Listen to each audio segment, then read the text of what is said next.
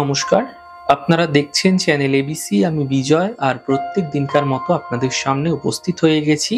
আজ আমি আপনাদের সঙ্গে এখন আলোচনা করব চন্দ্রগ্রহণ সম্পর্কে। এইবার চন্দ্রগ্রহণের বিশেষত্ব কি আছে সেটি জানব। এইবার চন্দ্রগ্রহণে কি কি সাবধানতা অবলম্বন করবেন সে বিষয়ে আলোচনা করব আলাদা আলাদা রাশির উপর এই চন্দ্রগ্রহণের কি প্রভাব পড়তে চলেছে সেই সম্পর্কে আলোকপাত করার চেষ্টা করব।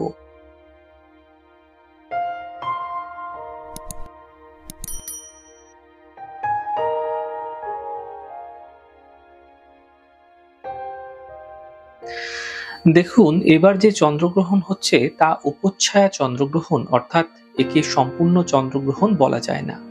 এই চন্দ্রগ্রহণ শুরু হচ্ছে 18ই সেপ্টেম্বর সকালবেলা 6:11 থেকে এই গ্রহণ শুরু হচ্ছে এবং পূর্ণ অবস্থায় থাকবে সকালবেলা 8:14 সময়কালে। এই গ্রহণ 18ই সেপ্টেম্বর অর্থাৎ একই দিনে সকাল 10:17 সমাপ্ত হয়ে যাবে। জ্যোতিষ অনুসারে এই গ্রহণ মীন রাশিতে পূর্ব ভাদ্রপদ নক্ষত্রে শুরু হচ্ছে।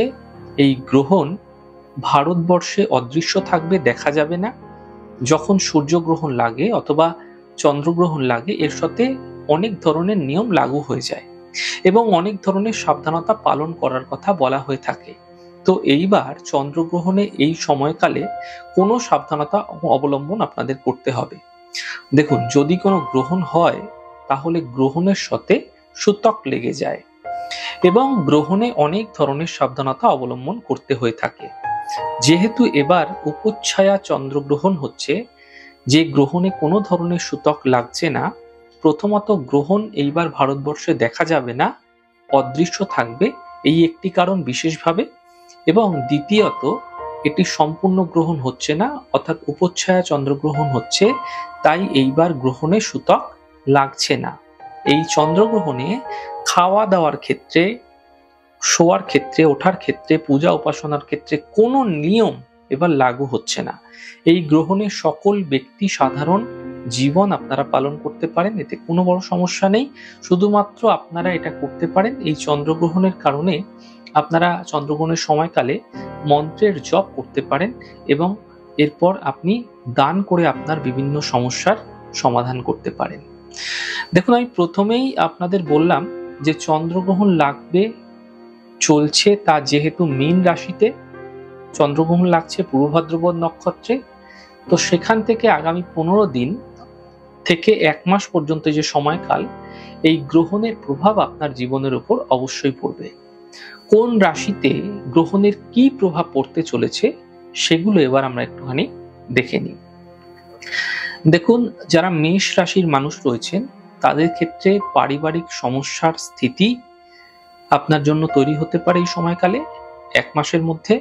এই সময় আকস্মিক দুর্ঘটনা থেকে আপনাকে বাঁচার চেষ্টা করতে হবে। যারা বৃষ রাশি রয়েছেন, গ্রহণের ফলে স্বাস্থ্যের কিছু বিশেষ সমস্যা যা চলছিল সেগুলি দূর হবে। আর্থিক স্থিতি এবং কর্মক্ষেত্রের বিষয়ে সমাধানের পথ খুঁজে পেতে দেখা যাবে।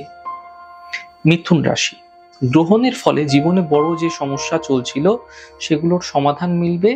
কর্মক্ষেত্রে যে বাধা বিপত্তি আসছিল তা দূর হতে দেখা যাবে। কর্কট রাশির ক্ষেত্রে গ্রহণের প্রভাবে স্বাস্থ্যের বিশেষ খেয়াল আপনাকে রাখতে হবে। দুর্ঘটনা এবং চোট আঘাত থেকে বাঁচার চেষ্টা করতে হবে, এর সম্ভাবনা তৈরি হতে দেখা যাচ্ছে। সিংহ রাশির ক্ষেত্রে এই গ্রহণের ফলে এই সময় চোখের কোনো সমস্যা তৈরি হতে পারে। এই সময় আকস্মিক দুর্ঘটনা থেকে বাঁচার চেষ্টা করতে হবে এবং আকস্মিক অর্থহানি আপনার ক্ষেত্রে হতে এই সময়কালে দেখা যেতে পারে, সতর্ক থাকুন। কন্যা রাশি, আপনার কর্মক্ষেত্রে কোনো বড় সমস্যা আসতে পারে, বৈবাহিক ক্ষেত্রে সমস্যা তৈরি হতে পারে। এই সময়ে আপনার পারিবারিক জীবনে বড় কোনো সমস্যা তৈরি হতে দেখা যাচ্ছে। তুলা রাশির ক্ষেত্রে এই গ্রহণের ফলে আপনার জীবনে যে বাধা আসছিল যেগুলি দূর হতে দেখা যাবে এই সময়কালে এবং কর্মক্ষেত্রে বিশেষ সফলতা প্রাপ্তি হতেও আপনারা দেখতে পাবেন।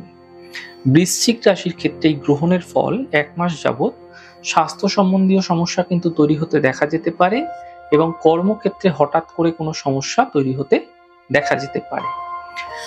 ধনু রাশির ক্ষেত্রে এই গ্রহণের প্রভাব এই সময় মানসিক সমস্যা তৈরি করতে দেখা যেতে পারে ধনু রাশির মানুষদের উপর। এই সময় আকস্মিক দুর্ঘটনা থেকে বাঁচার চেষ্টা করুন। হঠাৎ করে মান সম্মান হানির যোগ তৈরি হতে দেখা যাচ্ছে, সতর্ক থাকুন।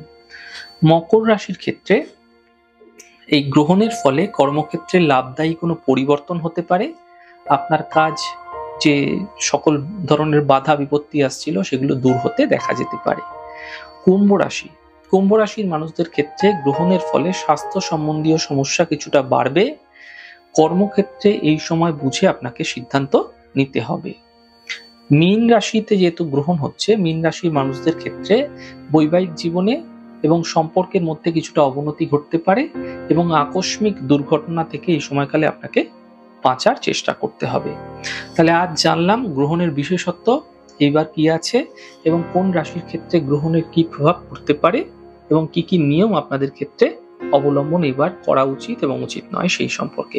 আমাদের ছোট ছোট আলোচনা যদি আপনাদের ভালো লাগছে সেক্ষেত্রে লাইক করতে, কমেন্ট করতে, সাবস্ক্রাইব এবং শেয়ার করতে বন্ধুদের সঙ্গে ভুলবেন না। অনেক ভালো, সুস্থ এবং সুন্দর থাকুন। আগামী পর্বে দেখা হবে।